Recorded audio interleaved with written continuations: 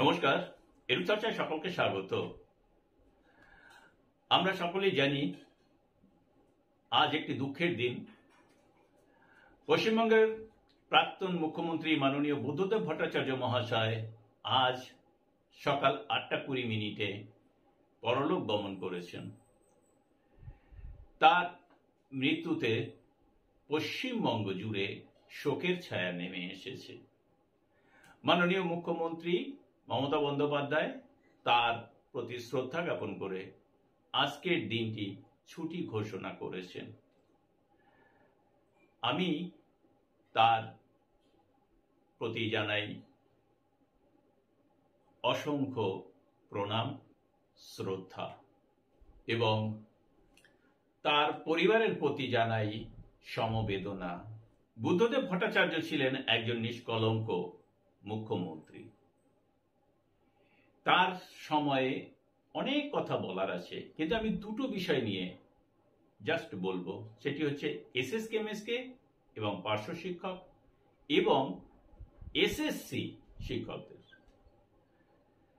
তো আমরা জানি যে একটা সময় মানে 1997 এর আগে স্কুলে স্কুলে যখন কমিটি দ্বারা শিক্ষক নিয়োগ হতো তখন যে সবটাই ফেয়ার হতো তেমন কিন্তু নয়। অভিযোগ উঠেছিল যে স্কুলে স্কুলে শিক্ষক নিয়োগে দুর্নীতি হচ্ছে এবং তারপরেই মাননীয় মুখ্যমন্ত্রী তৎকালীন বুদ্ধদেব ভট্টাচার্য তিনি পদক্ষেপ গ্রহণ করলেন, না সেন্ট্রাল এসএসসি চালু করলেন। আর এই এসএসসি চালু হওয়ার পর অসংখ্য দরিদ্র মেধাবী চাকুরি প্রার্থীদের সামনে ভাগ্যের দরজা খুলে গেল। প্রতি বছর এসএসসি থেকে যোগ্য মেধাবী চাকরি প্রার্থীদের নিয়োগ দেয়া হতো। এরপরে আমি যাই এসএসকে এমএসকে নিয়ে।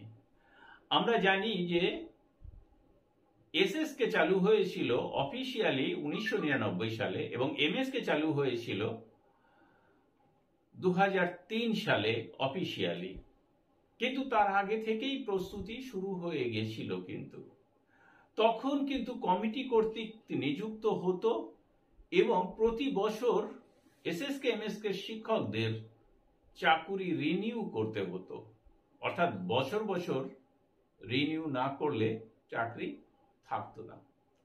প্যারা টিচারদের ক্ষেত্রেও কিন্তু একই জিনিস ছিল, কিন্তু এই নিয়েও একটি দুর্নীতির অভিযোগ কিন্তু উঠতে শুরু করেছিল তখন।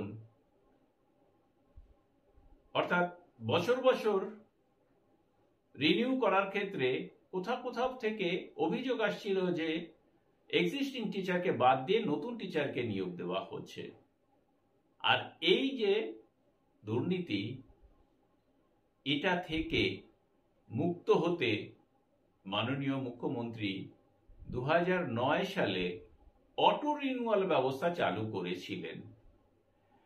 পার্শ্ব শিক্ষকদের ক্ষেত্রে 60 বছর বয়স পর্যন্ত তাদের চাকুরির নিশ্চয়তা দিয়ে গিয়েছিলেন এবং এসএসকে এমএসকে শিক্ষকদের ক্ষেত্রে 65 বছর বয়স পর্যন্ত চাকুরির নিশ্চয়তা কিন্তু তিনিই দিয়ে গিয়েছিলেন।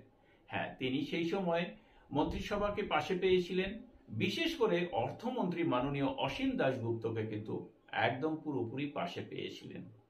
তিনি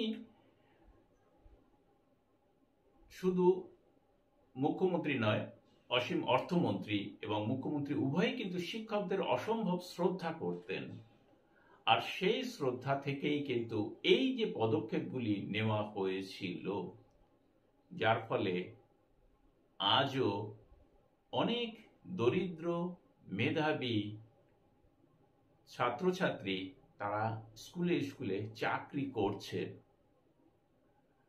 এসএসকে এমএসকে এর ক্ষেত্রেও কিন্তু সরকার বদলের পর বা সরকার বদল না হলেও যে সমস্যা তৈরি হয়েছিল সেই সমস্যা কিন্তু মিটে গেছে।